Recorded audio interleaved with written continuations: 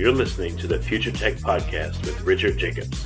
Future technologies such as artificial intelligence, stem cells, 3D printing, gene editing, Bitcoin, blockchain, the microbiome, quantum computing, virtual reality, and exploring space are much closer than you might think. In fact, many early versions of these technologies are in play right now, and the companies that are using these technologies are the focus of this podcast. My goal for you, the listener, is to learn from these podcasts. You may very well learn something that may change the course of your life for the better, steer you towards a new career, or give you insight into addressing a thorny medical problem. Remember, this podcast and its content is informational in nature only. No medical, tax, legal, financial, or psychological advice is being given. If you enjoyed the podcast, please listen, subscribe, like, and tell your friends about it. Thank you.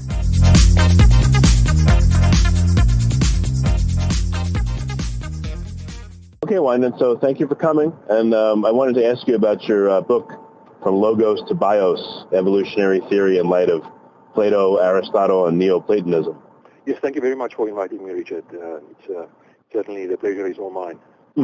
So tell me about this book. What led you to come up with the ideas in it, and what is the book about, basically? I've long had an interest in the concept of evolution as a mechanism for life deploying on Earth, as it were.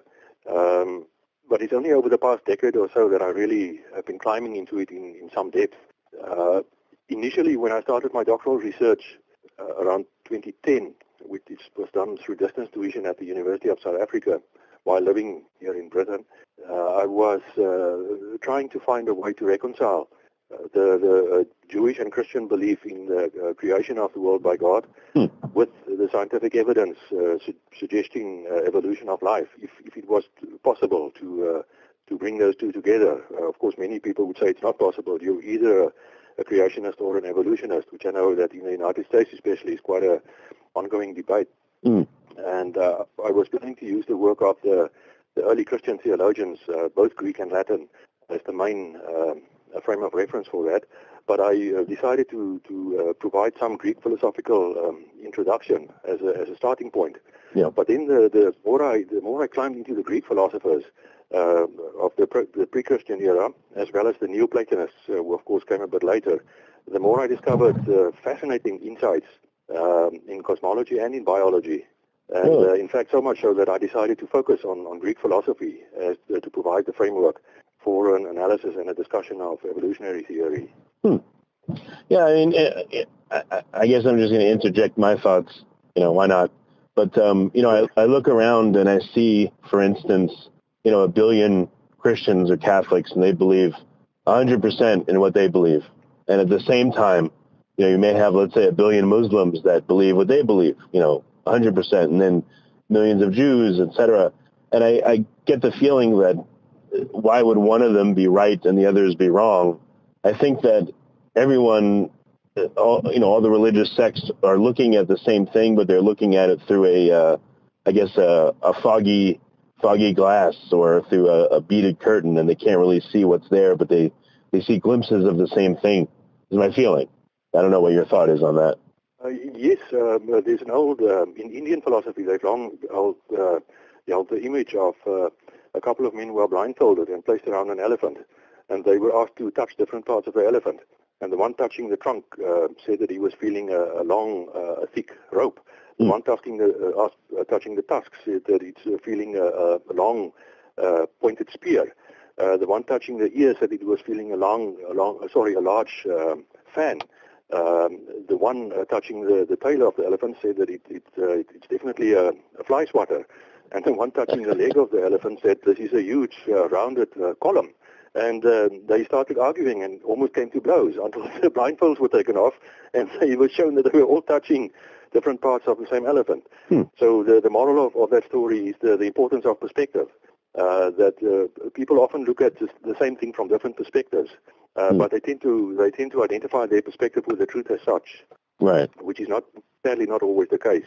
So I absolutely agree that in all of these religious ways you mentioned and some others, there are important elements of truth that the Almighty has provided in His mercy to try and lead us back to Him. It doesn't mean that they are all the same or all equal. It's not necessary for that anyway. But they are different means of returning, I believe, to our source. There's really no reason why people of different faiths should be in conflict over it. But sadly, much of human history has been exactly that. Yeah. Well, so you said you've discovered some fascinating things by studying the Greek philosophy. What are some of those things? I would say to begin with the important insights by Pythagoras and his school, emphasizing the mathematical foundations of the cosmos, of the reality that we live in, the importance of numbers and the importance of geometrical figures, which Plato then took, and because he studied with the Pythagoreans in Italy as a young man, and he then drew it into his great dialogue, the Timaeus, which is about the creation of the world by the demiurge. The demiurge being Plato's term for the divine craftsman, which the Neoplatonists later identified with a universal intellect. Heraclitus also very important, who said that everything in this world that we live in is in a state of flux, and that nothing is permanent, everything is changing all the time, which Plato then applied to the sensible world. In other words, this physical world in which we live, which we can approach with the senses. But beyond or above this physical world in which we live, there's also a metaphysical world, which Plato called the intelligible world, because we can access it through the intellect. And this lower world, in fact, received its reality from that higher world. And it was Plotinus, founder of Neoplatonism, who later explained how this worked. But between Plato and Plotinus came the enormously important figure of Aristotle, who became the first Western thinker to analyze biological phenomena among plants and animals, which he collected and studied over many, many years, and thereby laid the foundations for biology as a science in the Western world. And also importantly from Aristotle, keeping in mind that he studied with Plato for 20 years before founding his own school, was to emphasize the importance of soul over matter, and the concept that the matter is actually formed by soul. Without it, the matter is unformed, and it can't even be perceived by us. And again, the Neoplatonists would draw that into their huge synthesis from the 3rd century AD onwards by Plotinus and Iamblichus and Proclus especially. So, okay, so what are some of the implications that you've seen for evolution? Do you have any clues that the ancient people, had insights into it that we don't? Or just by looking at all this history, do you see things that are coming together? No, the Greeks were part of a metaphysical tradition, which is actually thousands of years old, which became expressed in other parts of the world, very much, for example, in classical Indian philosophy, what some people call Hinduism, which is actually a colonial term. Also in some of the ancient Chinese philosophy, such as the Tao Te Ching, which is immensely important in cosmology also, and also in some of the Mesopotamian and Egyptian schools. All of them emphasize the importance of the transcendent dimension of reality. The fact that this level of existence that we are on is not the only level of reality, that there are powers and influences above us or beyond us which have a decisive influence on this level. Whether those powers are called gods or spirits or angels or whatever, these are different names pertaining to that higher transcendent reality or to different aspects thereof. And then some of them had the gift or the talent, like Aristotle, to take this metaphysical tradition and to apply it to the world of living things. And that enabled Aristotle to establish a scale of nature, as it is called, in which all that exists or all that is real is arranged in a vast hierarchy, with God, which Aristotle refers to as the prime mover, at the top, and going down through humans and other animals and plants and microorganisms right down to the level of matter. So what is in the hierarchy? So people are in the hierarchy, but our intellect, is that at the next level above, and then is the metaphysical above that, or are they at the same level, or how is the structure? The hierarchy, the scale of nature that Aristotle referred to pertains specifically to living entities, ranging from simple micro or the tiniest forms of plants and animals that were visible at the time, upwards to God or to the prime mover, which is Aristotle's favorite term for it.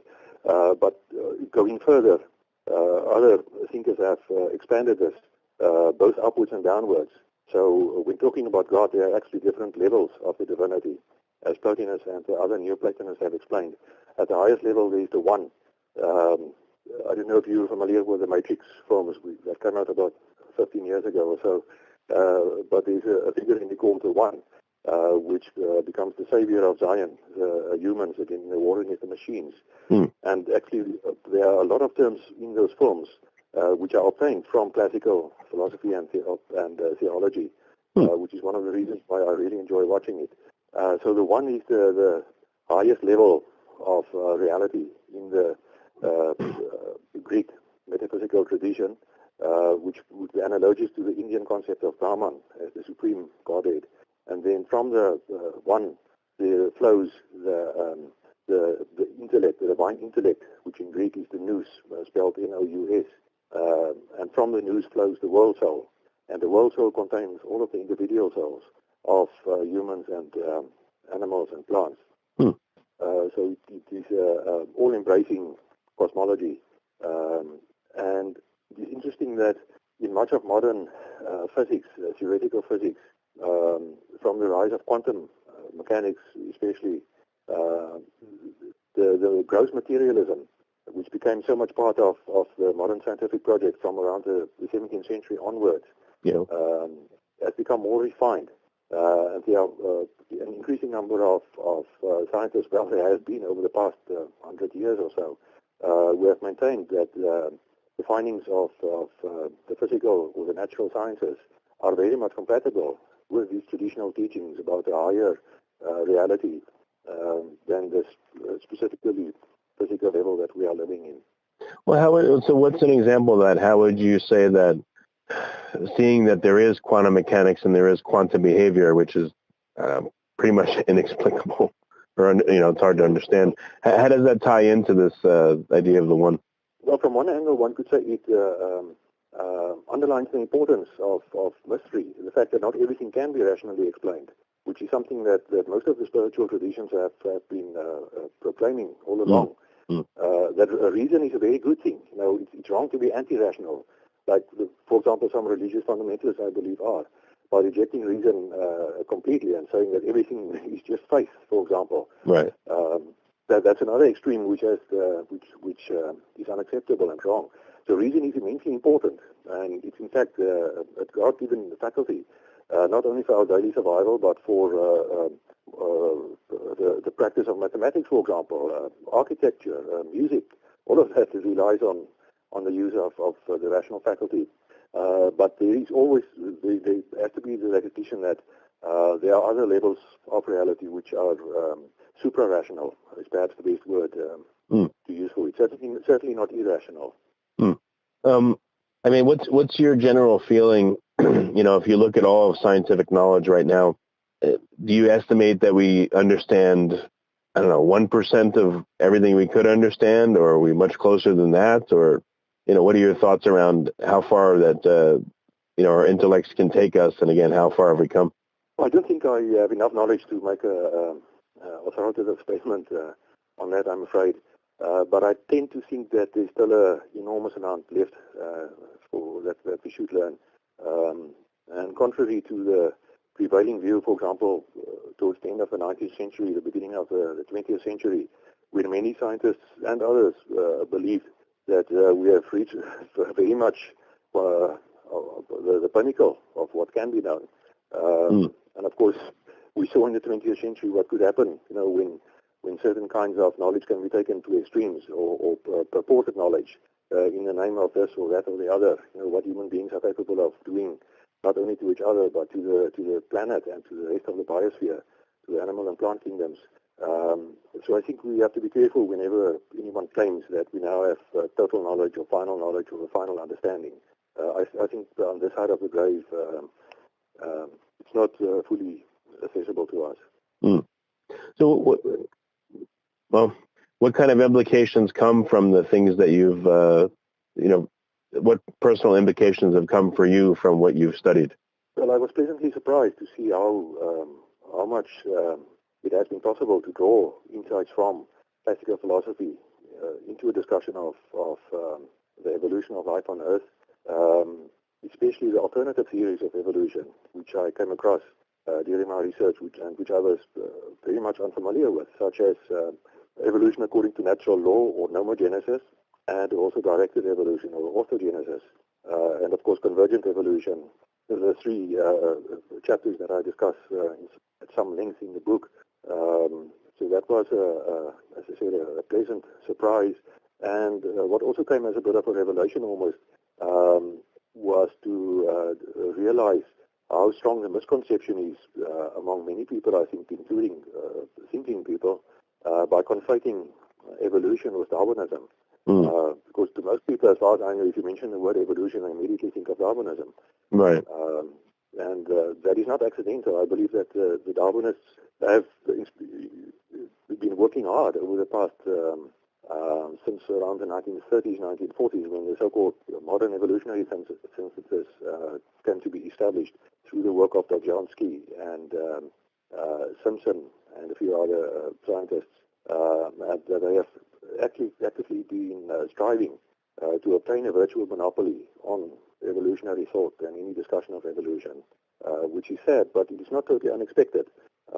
It seems to happen in all kinds of scientific knowledge, as I think it was Thomas Kuhn who wrote the book The Structure of Scientific Revolutions, which has become somewhat of a classic in the philosophy of science, whereby he shows that in various fields of knowledge, certain models become almost paradigmatic, and their followers find it very difficult to admit of any evidence or arguments to the contrary, and that science therefore doesn't grow gradually or incrementally, as the Darwinists believe life on Earth unfolds, but through leaps and bounds, and through revolutions, as it were, in knowledge. And the Darwinists, I believe, have been working and striving, either intentionally or otherwise, to obtain such a monopoly on evolutionary thought.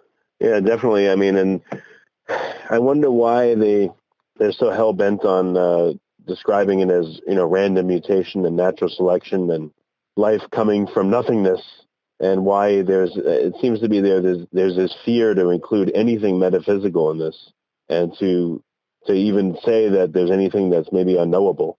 That's right.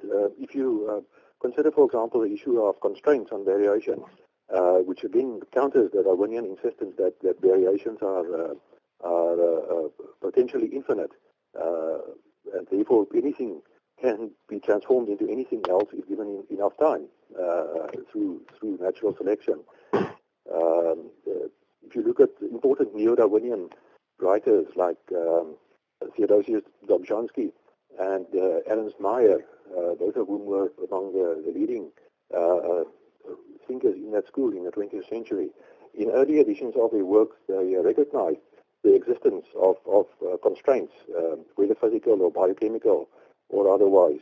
But in later editions of the same works, those references came to be omitted altogether because it runs contrary to the Darwinian insistence on infinite variability. So it shows that even great minds like those, Dobzhansky especially I'm very fond of, are also susceptible to the all-too-human, I suppose, temptations. Yeah, it's weird by saying that things are random and life came from nothing. I mean, it kind of it closes your mind off to asking a lot of questions. It's just an odd way to I don't know. It's just an odd way of thinking to me. What do you think? I mean, where do you think life came from, and why is there life at all? That is actually something I would like to work on in a future project. It's something that's been going around in my mind for some time now. Something titled "From Mind to Life." If one takes the classical Greek concept of the universal intellect or mind, the nous, which Anaxagoras first introduced into the Western world, and which was then built upon by the Platonists, Plato and the Neoplatonists very much so.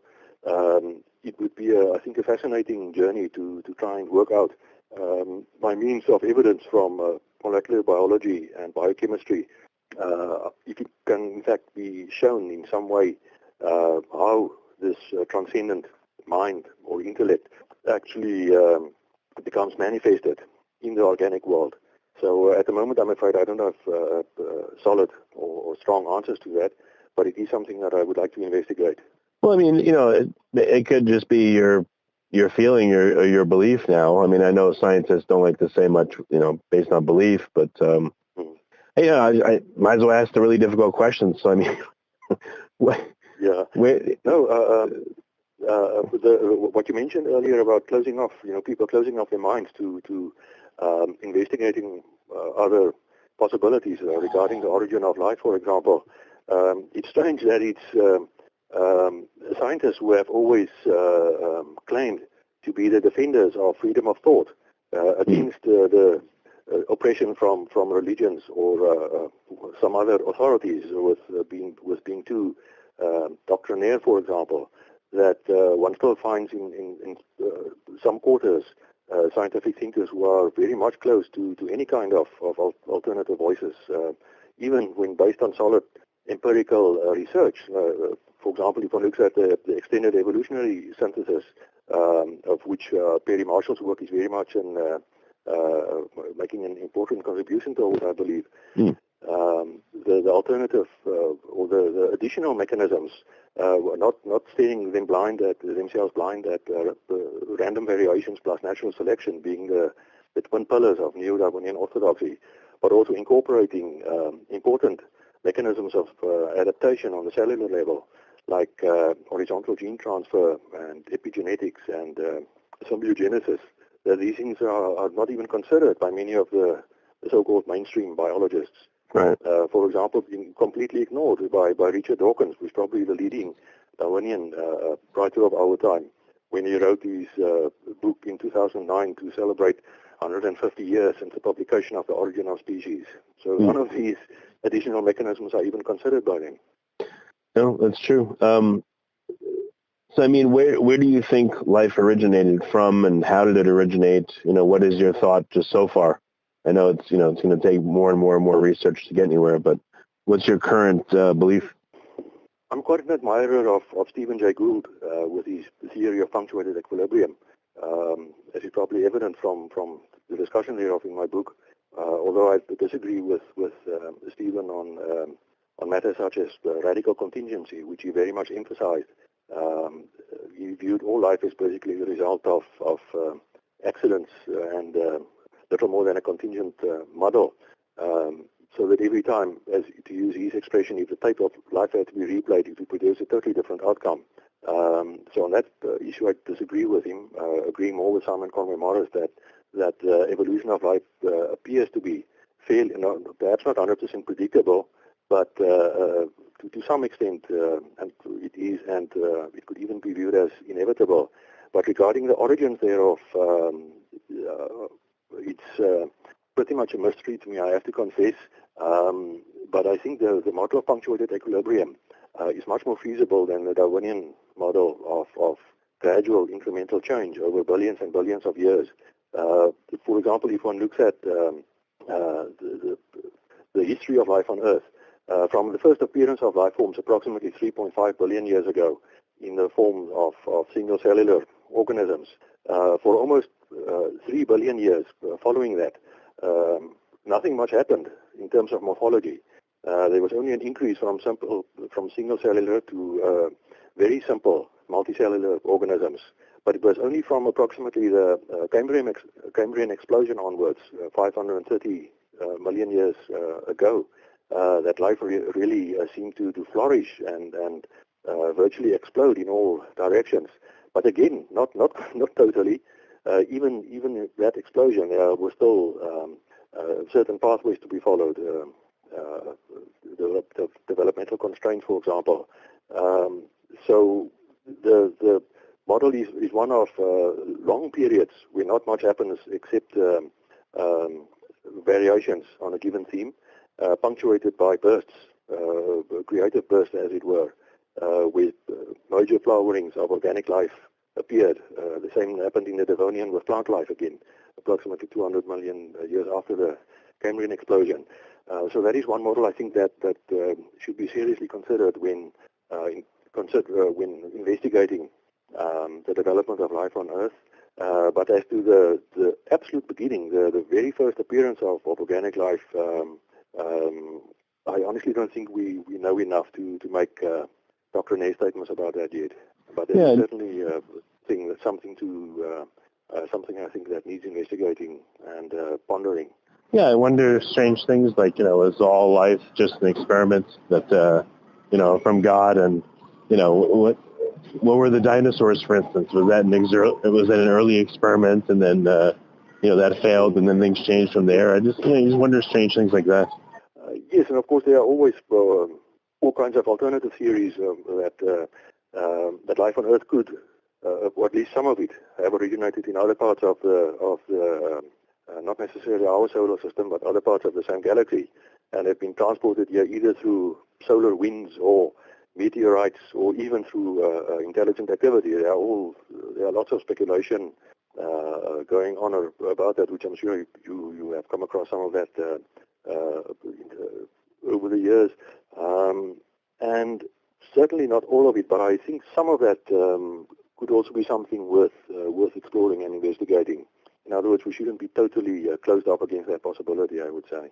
How about where things are heading? Any insights into what humans may evolve into, if anything, or is this it? I'm afraid I'm not very positive about the prospects of humankind's future, at least not in I would say perhaps the years and decades lying ahead. To a large extent, I accept the traditional doctrine of cosmic cycles, as explained, for example, by some of the Greek and Indian writers.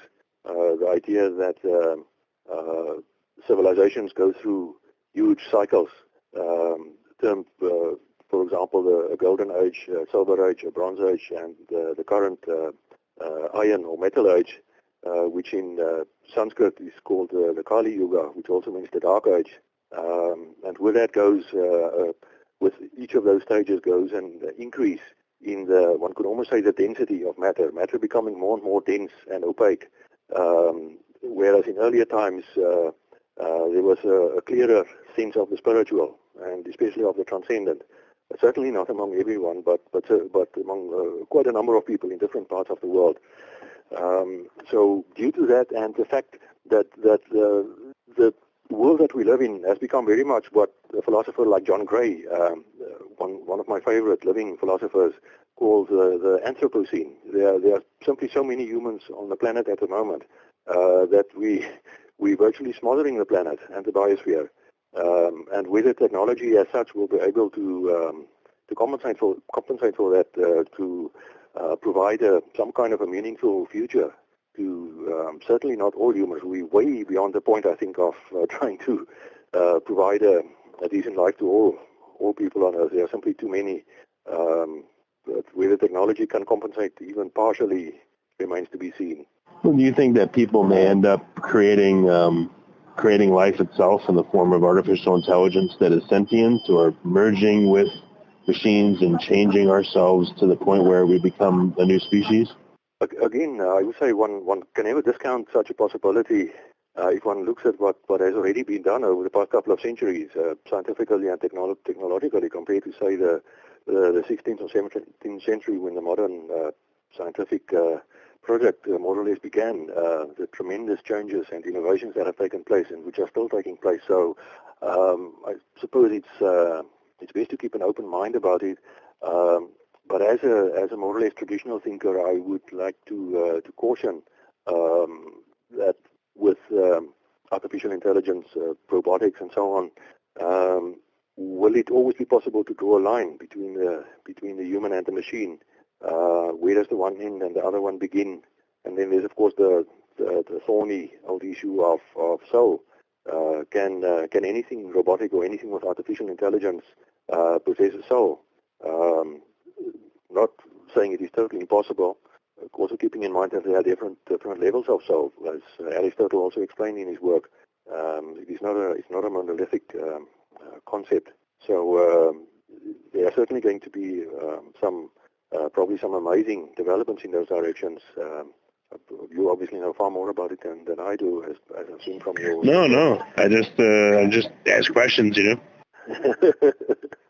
So on the whole, I'm afraid I'm not certainly not a utopian, or I don't hold a utopian view of the future, probably more dystopian. But then again, the higher powers which are at work in the universe, including the human world, I think one shouldn't discount or omit those powers either. A lot can still happen, which can still be positive and beautiful in the time to come. Yeah, I mean, things like where does consciousness reside in our bodies, and what, is it just an emergent property of a certain number of neurons structured in a certain way? I mean, there's so many questions that are just, I don't know how anyone's going to answer them. Yes, so of course the standard scientific explanation nowadays would be that it is an emergent property, as you mentioned, and that mind is no more than an epiphenomenon of the physical brain.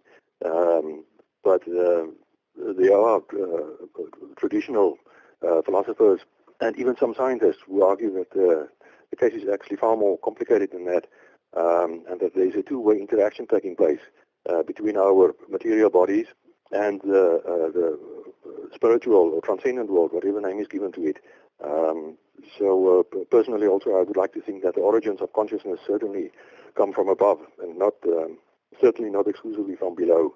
Yeah, when you think about, us, okay, well, maybe the mind is an emergent property of this super complicated structure of the brain, but what about in, lesser creatures, I guess, sad to call them that, but what about single cells? What about, again, I don't know, dogs and cats? What about, other creatures? Do they have a mind and consciousness? And how does it emerge? Yes, I would like to think that at least most of the animal kingdom, and perhaps even much of the plant kingdom, possess some degree of consciousness. And there are even some studies that have been done in that regard. For example, plants helping each other to fight against attacks from either a pest or some other enemy threatening their well-being by secreting chemicals through their roots to warn each other, and then the same chemicals kill the plants which don't take part in this warning process, which is quite an amazing action for something which many people view as virtually or as almost lifeless. And even there we can again learn from the Greeks, and especially from Aristotle, who said that there are different levels of soul indwelling living things.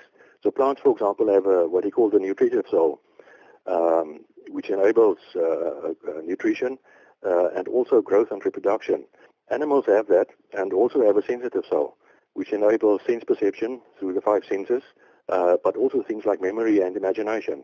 While humans have both of those two levels and also a rational soul, which of course enables reasoning and intellection. So I would have no doubt that all living things participate to some degree in the higher spiritual realities, which is of course another powerful argument against mistreatment of animals and even of plants, and I think a horrendous indictment of what humankind has been doing to the biosphere over thousands of years. Yeah, you wonder what, I don't know, what constitutes life? What about a virus that, in its dormant state it seems to do nothing, but when it's activated it seems to have purpose? It's just weird. What about, I don't know, things like cancer? Cancer seems to have all the hallmarks of life. The only one that it seems to fail is that it kills its host, but otherwise it tries to stop itself from being destroyed. It proliferates. I mean, it's weird, all these examples of, what is life and why does it even have purpose and drive? And life is the only thing that seems to resist entropy and the second law of thermodynamics. I know of nothing else that tries to decrease entropy in itself, That's right, absolutely. And life seems to just keep on multiplying in its manifestations and forms. So it pretty much seems to run counter to the law of entropy, which is another fascinating subject, I think, that should be explored. Do you feel like you've had any breakthroughs that were just really big to you in your mind? Like what do you feel like the biggest breakthroughs of your research into Greek philosophy and all this stuff have been for you personally? I think the the way how the Greek philosophy has convinced me of the existence and the massive importance of these higher metaphysical worlds in its various levels, as explained by so many of the great thinkers, and much of which, of course, has been drawn into various religious traditions. Christians and Jews and Muslims have all used concepts from Greek philosophy to explain their theological teachings. So that has been a great comfort, I would think, the intellectual comfort, the fact that one can push one's intellectual activity, as it were, to the limits without in any way threatening belief in God, for example, which for me is paradigmatic, regardless of what name is given to that God in different traditions. But as ultimate reality, it's perhaps one of the best ways of describing it. And then also what was a great bonus to me through this research is the discovery of these alternative ways of looking at the evolution of life on Earth, and the fact that it doesn't only have to be understood in Darwinian terms, which I think has been a real problem to many people, to have to choose between divine creation on the one hand, literally speaking, as the literal creationists would have it, or to see evolution in purely mechanistic and material terms, as only random variation plus natural selection. And the weird thing is, too, the view of the neo-Darwinists, provides no comfort. I mean, there's just no comfort in that view at all. And if you feel like, for instance, when you die and nothing happens to you and you just go to nothing, and, there is no God or any of that, like, what's the point of not just killing anyone you want to kill? What's the point of love and of having children and any of this stuff? And what's the point of life? If it came from nothingness and there's no deterministic, there's no goal, there's no nothing, then that's a horrible way to look at things, I think. Absolutely. And the famous Russian novelist Dostoevsky wrote about that in his great novel, The Brothers Karamazov, through the mouth of Ivan, one of the three brothers, who argued that if God does not exist, everything is permitted, which is absolutely true. If there is no higher point of reference above ourselves, then who is to say that this is right and that is wrong? Then almost anything could be rationalized or justified, any kind of atrocity or misconduct or whatever. Exactly right. Why not just go for whatever comforts you can get right now, and nothing else matters because nothing matters. Yeah, it's terrible. That's right. That's right. No, I find that a bleak and devastating worldview. And I actually pity those who suffer from it. That haven't been able to perhaps come to a more or a fuller, I would say, view of reality. What about, do you have a desire, or have you seen a desire to connect with the metaphysical, with this other level? It seems like that would inspire a great desire like that for people to, even if you do believe, for instance, in God, how do you find evidence of it? So I guess connecting through the metaphysical level would do that for you, hopefully. For me, one of the strongest ways of connecting with that higher world is music, and it has been for many, many years. And specifically what most people call classical music, perhaps more formally the Western art music, but I don't deny that it can also take place in some kinds of folk music, and certainly in some kinds of religious music, liturgical music, sacred music, and so on. In fact, it's one of the most powerful forces which has been keeping me going over decades. Is to listen to Mozart or Beethoven or Bach or Brahms or Rachmaninoff to inspire, to console, to motivate, all these things that can take us to a higher level. So I would certainly recommend that to anyone who isn't already experiencing that. And in fact, in my next manuscript, all being well, there's a section precisely on that, on the metaphysical dimension of music, and also some other things, but music eminently.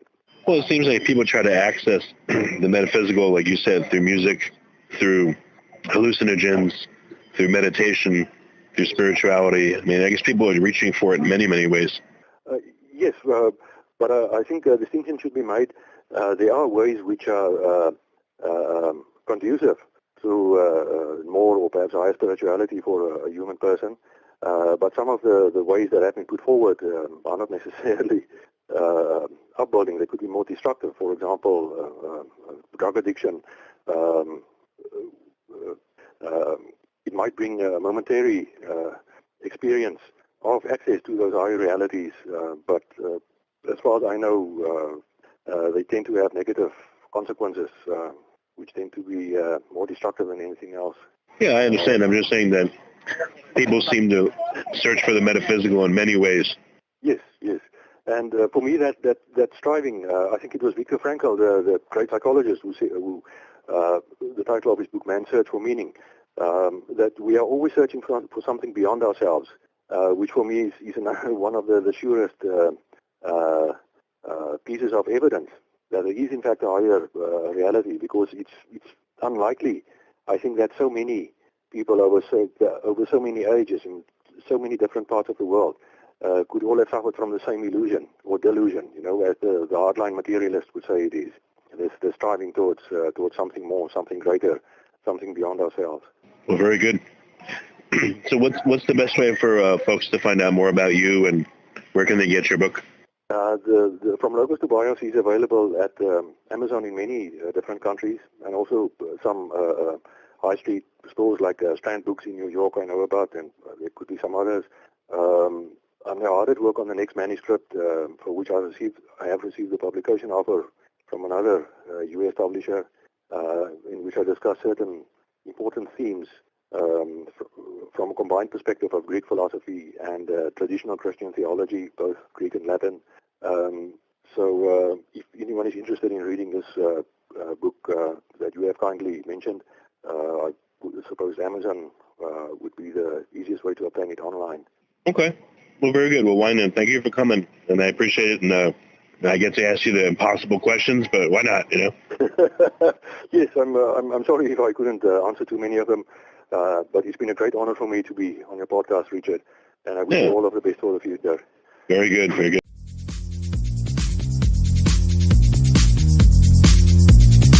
You're listening to the Future Tech Podcast with Richard Jacobs. Future technologies such as artificial intelligence, stem cells, 3D printing, gene editing, Bitcoin, blockchain, the microbiome, quantum computing, virtual reality, and exploring space are much closer than you might think.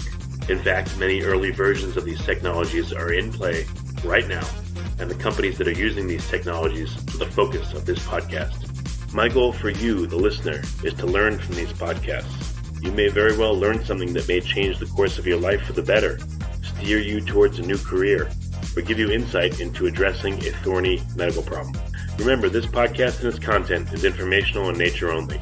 No medical, tax, legal, financial, or psychological advice is being given. If you've enjoyed the podcast, please listen, subscribe, like, and tell your friends about it. Thank you.